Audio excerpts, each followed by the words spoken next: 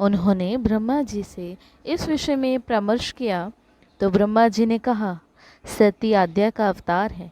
आद्या आदि शक्ति है और शिव आदि पुरुष हैं। अतः सती के विवाह के लिए शिव ही योग्य और उचितवर है। ब्रह्मा जी के कहने पर दक्ष ने सती का विवाह शिव के साथ करवा दिया, पर बहुत से कारणों के कारण दक्ष का मन अभी भी प्रसन्न नहीं था। उनमें से कुछ कारण थे कि दक्ष अपनी लौकिक बुद्धि से भगवान शिव के प्रभाव को ना समझने के कारण उनके वेश को अमर्यादित मानते थे और उन्हें किसी प्रकार से सती के योग्य वर नहीं मानते थे।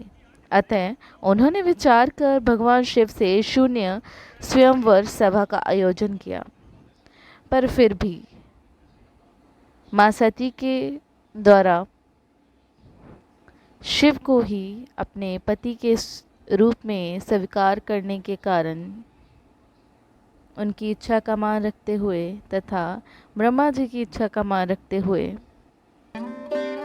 दक्ष ने विवाह के लिए स्वीकृति दी।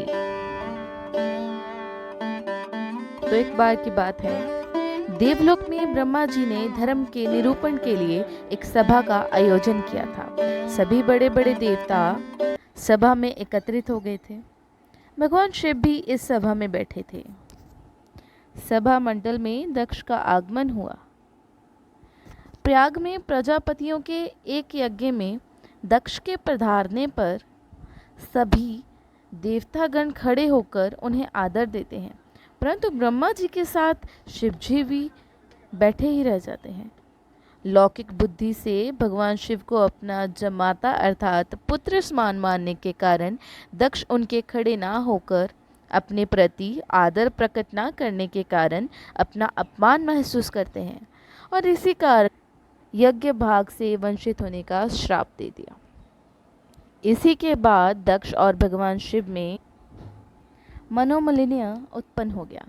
तत्पश्चात अपनी राजधानी कनखल में दक्ष के द्वारा एक विराट यज्ञ का आयोजन किया गया, जिसमें उन्होंने ना तो भगवान शिव को ना ही मां सती को, जो कि उनकी पुत्री थी, आमंत्रित नहीं किया। सती ने रोहिणी को चंद्रमा के साथ विमान में जाते देखा और सखी के द्वारा ये पता चलने पर कि वे लोग उन्हीं के पिता दक्ष के विराट यज्ञ में भाग लेने जा रहे हैं, सती का मन भी वहाँ जाने को व्याकुल हो गया। भगवान शिव के समझाने के बावजूद सती की व्याकुलता बनी रही और भगवान शिव ने अपने गणों के साथ उन्हें जाने के लिए आज्ञा दे दी। सती से किसी ने भी प्रेम पूर्वक वार्तालाप नहीं किया। दक्ष ने उन्हें देखकर कहा, तुम क्या यहाँ मेरा अपमान कराने आई हो? अपनी बहनों को तो देखो, वे किस प्रकार भांति भांति के अलंकारों और सुंदर वस्त्रों से सुसज्जित हैं। तुम्हारे शरीर पर मात्र बाघंबर है। तुम्हारा पति शमशानवासी है और भूतों का नायक है। पति की बात ना मानकर तथा पिता के ऐसे अपमान कठोर वचन सुनकर सती ने अपने आप को अपमानित महसूस किया तथा क्रोधित हो गई। माता सती अपने दुर्गा रूप में प्रकट हुई और क्रोध में आकर उन्होंने दक्ष से कहा, मैं चाहूँ तो अभी तेरे प्राण ले लूँ, पर मैंने तेरे घर पुत्री बनकर जन्म लिया है, जिस कारण मैं पिता को मारकर इस पाप की भागीदार नहीं बन सकती। तूने मेरे पति का अपमान किया है और मैंने उनकी बात ना मानकर उनकी इच्छा के विरुद्ध इस यज्ञ में आने का पाप मैं क्षमा के योग्य नहीं। नेत्र लाल हो उठी, उनकी भौहें कुटिल हो गई। उन्होंने पीड़ा से तिल मिलाते हुए कहा, ओ मैं इन शब्दों को कैसे सुन रही हूँ? मुझे धिक्कार है। देवताओं, तुम्हें भी धिक्कार है। तुम भी उन कैलाशपति के लिए इन शब्दों को कैसे सुन रहे हो, जो मंगल के प्रतीक हैं और जो क्षण मात्र से संपूर्ण सृष्टि को नष्ट करने की शक्ति रखते हैं। वे मेरे स्वामी हैं। नारी के लिए उसका पति ही स्वर्ग होता है। जो नारी अपने पति के लिए अपमानजनक शब्दों को सुनती है, उसे नरक में जाना पड़ता है। पृथ्वी सुनो, आकाश सुनो और देवताओं तुम भी सुनो, मेरे पिता ने मेरे स्वामी का अपमान किया है। मैं अब एक क्षण भी जीवित रहना नहीं चाहती। सती अपने कथन को समाप्त करती हुई यज्ञ के कुंड में कूद पड़ी। जलती हुई आहुतियों के साथ उनका शरीर भी जलने लगा। यज्ञ मंडप में खलबली पैदा हो गई, हाहाकार मच गया। देवता उठकर खड़े होने लगे। वीरभद्र क्रोध से कांप उठे। वे उछल उछल कर यज्ञ का विध्वंस करने लगे। यज्ञ मंडप में भगदड़ मच गई। देवता और ऋषि मुनि भाग खड़े हुए। वीरभद्र ने देखते ही देखते दक्ष का मस्तक काटकर फेंक दिया। समाचार भगवान शिव के कानों में पड़ा। वे प्रचंड आंधी की भांति कनखल जा पहुंचे। सती के जलते हुए शरीर को देखकर भगवान शिव ने अपने आप को बुला दिया।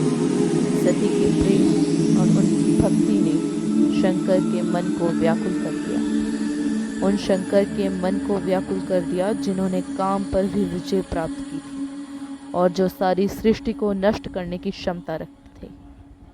वे सती के प्रेम में खो गए और बेसुध हो गए। भगवान शिव ने उन्मत्त की भांति सती के जले हुए शरीर को कंधे पर रख लिया। वे सभी दिशाओं में भ्रमण करने लगे। शिव और सती के इस अलौकिक प्रेम को देखकर पृथ्वी रुक गई, हवा रुक गई, जल का प्रवाह ठहर गया।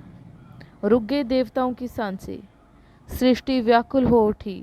सृष्टि के प्राणी पुकारने लगे, पाहिमाम पाहिमाम। भयानक संकट उपस्थित देखकर सृष्टि के पालक भगवान विष्णु आगे बढ़े। वे भगवान शिव की बेसुधी में अपने चक्र से सती के एकाएक अंग को काटकर गिराने लगे। इस प्रकार सती के विभिन्न अंग तथा आभूषणों के विभिन्न स्थानों पर गिरने से वे स्थान शक्तिपीठ की महिमा से युक्त हो गए। इसी तरह 51 शक्तिपीठों का निर्माण हुआ।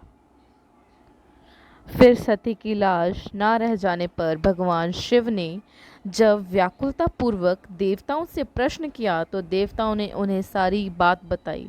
इस पर विश्वास छोड़ते हुए भगवान शिव ने भगवान विष्णु को त्रेता युग में सूर्यवंश में अवतार लेकर इसी प्रकार पत्नी से वियुक्त होने का श्राप दे दिया और फिर स्वयं 51 शक्तिपीठों में सर्वप्रधान काम रूप में जाकर माता भगवती की आराधना की और उस पूर्णा प्रकृति के द्वारा अगली बार हिमालय के घर पार्वती के रूप में पूर्ण अवतार लेकर पुनः उनकी पत्नी बनने का वर प्राप्त हुआ।